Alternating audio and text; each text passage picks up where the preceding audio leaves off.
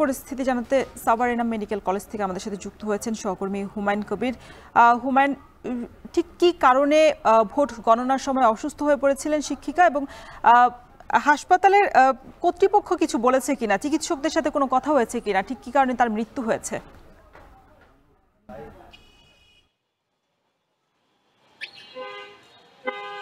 রওশন, জাকসু নির্বাচনে যেমন উচ্ছ্বাস তৈরি হয়েছিল, ৩৩ বছর পর নির্বাচন অনুষ্ঠিত হয়েছে, ভোট গ্রহণ সম্পূর্ণ হয়েছে, চলছিল ভোট গণনার কাজ।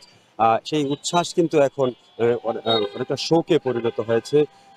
জান্নাতুল ফেরদৌস তিনি আসলে জাকসু নির্বাচনে প্রীতিলতা হলের পুলিং অফিসারের দায়িত্ব পালন করছিলেন এবং গতকাল সন্ধ্যা অবধি তিনি দায়িত্ব পালন করছিলেন। জানিয়ে রাখছি, রাতে আসলে তিনি দায়িত্ব পালন করতে পারেননি। আজকে সকাল আনুমানিক ৮টা থেকে ৮টা ১৫ মিনিটের মধ্যে সিনেট ভবনের ৩ তলায় তিনি আসেন এবং আসার সাথে সাথেই তিনি আসলে ভোট গণনা কাজে যুক্ত হতে পারেননি। তার আগেই তিনি করিডোরে পড়ে গিয়ে জ্ঞান হারিয়ে ফেলেন।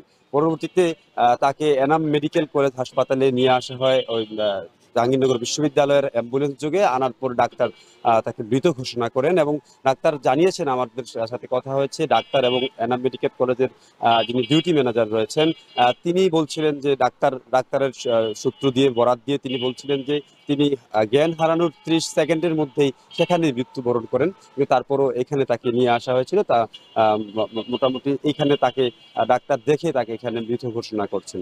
তো এই ম্যামের মৃত্যুতে আসলে যেমনটি বলছিলাম, পুরা জাহাঙ্গীরনগর বিশ্ববিদ্যালয় কিন্তু এক ধরনের শোকের ছায়া নেমে এসেছে। একদিকে যে ভোট গণনার যে কাজ সেটিও কিন্তু কিছুটা ব্যাহত হচ্ছে, কারণ আকস্মিকভাবে একজন বিশ্ববিদ্যালয়ের শিক্ষিকা এবং পুলিং এজেন্ট তিনি প্রীতিলতা হলে দায়িত্ব পালন করছিলেন, তার মৃত্যুতে আসলে শোকের ছায়া নেমে এসেছে এবং মোটামুটি বিশ্ববিদ্যালয়ের প্রশাসনের যারা রয়েছেন তারা আসলে অনেকটা শোকের মধ্যেই দিন শোকের ছায়া নেমে এসেছে এবং এই ভোট গণনার কাজ আসলে কিছুটা ব্যাহত হচ্ছে।